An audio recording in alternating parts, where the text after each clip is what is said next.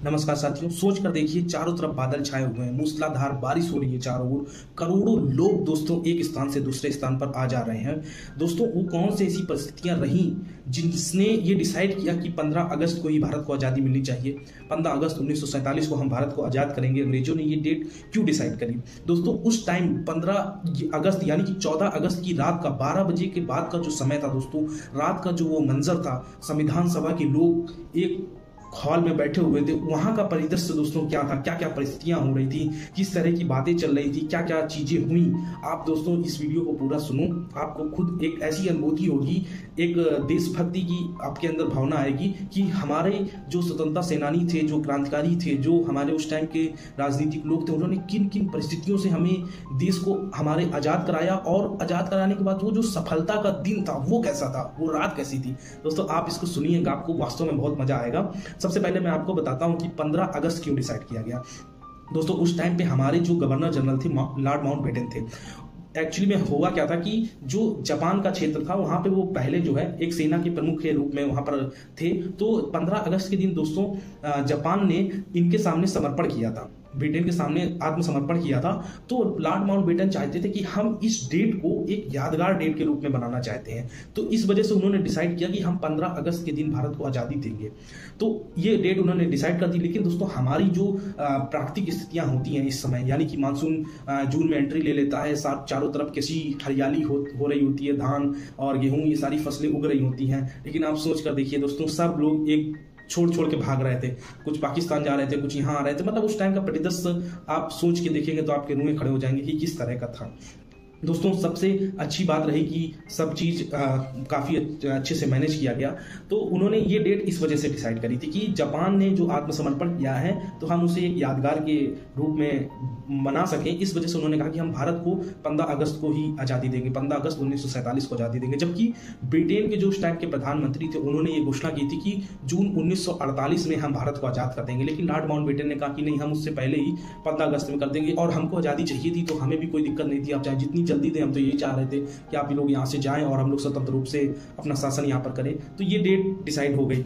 लेकिन दोस्तों सबसे बड़ी बात ये थी कि हम किसी दूसरे देश के नाम से जाने, मतलब उसकी यादगार से थोड़ा रिलेट करके जाने जाएं, ये हमारे जो लोग थे उस टाइम के जो राजनेता थे वो ये नहीं चाहते थे। तो उन्होंने दोस्तों ज्योतिष शास्त्र के थ्रू ये सारी चीज़ें दिखवाई कि क्या इससे पहले कुछ हो सकता है। तो हमारा जो उस टाइम के ज्योतिष लोग थे उन्होंने ये बताया कि 12 बजे के बाद, यानी कि 14 तारीख को 12 बजे के बाद आप जो है ये मना सकते हैं, आज़ादी का दिवस जो है आप मना सकते हैं। तो दोस्तों ये हमारे लिए बहुत अच्छी चीज़ थी, क्योंकि जो दूसरे देश के नाम से हम जाने जाते वो नहीं होता। तो हमारे जो उस टाइम पे दोस्तों काउंसिल हॉल में जो है बहुत सारे लोग इकट्ठा हुए, स्पेशली संविधान सभा के लोग उसमें थे, बहुत सबसे ज़्यादा संविधान सभा के लोग थे, वो लोग इकट्ठा हुए। दोस्तों आप विश्वास मानिए, जैसे ही रात के 12 बजते हैं दोस्तों पूरा हॉल शंख की आवाज से गूंजने लगता है। दोस्तों चारों तरफ शंख बज रहा होता है, और मतलब एक जो खुशी होती है स्वतंत्रता पाने की वो सबके चेहरे पर, सबके हृदय में ललायित हो रही होती है। और दोस्तों शंख के साथ साथ नारे लगते हैं, महात्मा गांधी की जय, महात्मा गांधी की जय, महात्मा गांधी की जय, इस तरह के नारे लगते हैं।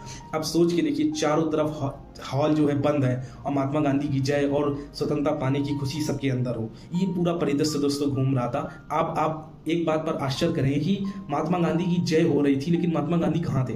अब मैं आपको बताऊं दोस्तों, महात्मा गांधी उस हॉल में थे ही नहीं। महात्मा गांधी को महात्मा कहा ही इसलिए गया क्योंकि बहुत त्याग की प्रवृत्ति थी उनके अंदर। दोस्तों वो इस टाइम पे दोस्तों पश्चिम बंगाल में थे, जो सांप्रदायिक दंगे हो रहे थे उसको रोकने की कोशिश कर रहे थे महात्मा गांधी। तो अब आप सोच के कर देखिए कि जिस व्यक्ति ने पूरी जिंदगी लगा दी हमें स्वतंत्रता दिलाने के लिए, और वो स्वतंत्रता का पल जिस टाइम पे हमें जीना था, महसूस करना था, उस टाइम पे वो व्यक्ति वहां पर था ही नहीं। तो दोस्तों इसी वजह से उनको महात्मा कहा गया। और दोस्तों जो 12 बजे के बाद का जो समय था, शंख बजा, महात्मा गांधी की जय हुई, इसी में हमारी जो सुचेता कृपलानी जी थी उन्होंने 2 गीत गाए। मैं आपको वो 2 गीत बताता हूँ। उन्होंने पहला गीत गाया सारे जहां से अच्छा हिंदुस्तान हमारा, ये इकबाल साहब द्वारा लिखा गया था। दोस्तों ये पूरे उस हॉल में गूंजा। फिर उसके बाद उन्होंने जनगण मन गीत गाया जो रविन्द्रनाथ टैगोर द्वारा लिखा गया था। और ये इस तरह से दोस्तों वो पूरी रात 14 अगस्त के बाद जो रात थी, 12 बजे के बाद का जो समय था, वो काउंसिल हॉल में पूरा जो है इस तरह से बीता। फिर दोस्तों सुबह होती है, 15 अगस्त 1947 का दिन आता है। हमारे जो उस टाइम के वो नेहरू जी होते हैं, वो दोस्तों जाते हैं वहाँ पे, क्या बोलते हैं, लाल किले पर जाते हैं। लाल किले में दोस्तों लाखों लोग उपस्थित होते हैं। वो मतलब आप दृश्य महसूस करके देखिए, सबके चेहरे पर खुशी, स्वतंत्रता की लहराहट, सब तरफ माहौल जो है दोस्तों उत्साह से भरा हुआ था। लाल किले पर नेहरू जी जाते हैं दोस्तों, वहाँ पर जाने के बाद अपना झंडा फहराते हैं, और जब वो झंडा फहराते हैं वो 2-3 शब्द ये बोलते हैं, जय हिंद, जय हिंद, जय हिंद। दोस्तों वो इसलिए बोलते हैं क्योंकि जो हमारे सुभाष चंद्र बोस थे, वो एक कोई घटना हुई थी, तो उसमें उन्होंने बहुत पहले ही ये बात बोल दी थी कि एक दिन मैं लाल किले से जो है अपना स्वतंत्रता का झंडा फहराऊंगा। तो उनकी याद में, उनको संबोधित करने के लिए, उनके प्रतीक में दोस्तों जवाहरलाल नेहरू जी जय हिंद का नारा देते हैं, और ये बात भी बोलते हैं कि सुभाष चंद्र बोस जी जो हैं वो विदेशों में स्वतंत्र भारत का झंडा बहुत पहले ही फहरा चुके होते हैं। तो दोस्तों इस तरह से जो हमारी एक स्वतंत्रता की यात्रा बहुत समय पहले शुरू हुई थी, जिसको जो हमें 1857 की क्रांति, फिर उसके बाद 1885 में कांग्रेस की स्थापना, 1905 में बंगाल का विभाजन, इस तरह की घटनाओं से चलते चलते लॉर्ड माउंटबेटन सुधार जो आता है 1909 में, जो उसके बाद लखनऊ समझौता, मॉन्टेग्यू चर्च, असहयोग आंदोलन, सपनेवज्ञ आंदोलन, भारत छोड़ो आंदोलन, ये जो पूरी यात्रा होती है दोस्तों, जिसे मैंने आपको संक्षेप में बताई, सारी धीरे धीरे लड़ते फाइनली हमको आज़ादी मिल जाती है और हम स्वतंत्र भारत में प्रवेश कर जाते हैं। हम लोग को तो दोस्तों उतना नहीं पता है सारी चीज़ें कैसी थी, लेकिन हम लोग अपने लेवल पर प्रयास तो कर ही सकते हैं सारी चीज़ों को महसूस करने का, क्योंकि हम लोग तो आज़ाद भारत में पैदा हुए हैं, तो हम लोग को वो सारी चीज़ें क्या पता। लेकिन आप अपने स्तर से दोस्तों इस पर विचार करने का कोशिश कीजिए, उस टाइम के परिदृश्य को महसूस करिए कि आप उस टाइम पे अगर होंगे तो आपका मनोविज्ञान किस तरह का होगा, आपको कैसा लग रहा होता। आप सोच के देखिए दोस्तों, आप अपने यहाँ किसी किराएदार को रख लो, 10-15 साल 20 साल अगर रख लो,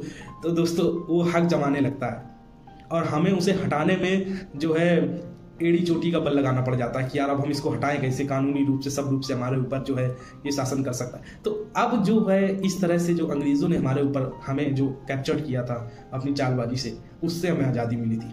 आप सोच के देखिए, हमारा किसी से थोड़ा सा रिश्ता खराब होता है, थोड़ा सा तनाव होता है, तो हमारा पूरा मतलब दिनचर्या और जो टेंशन है वो उस तरह की हो जाती है, महसूस होने लगती है।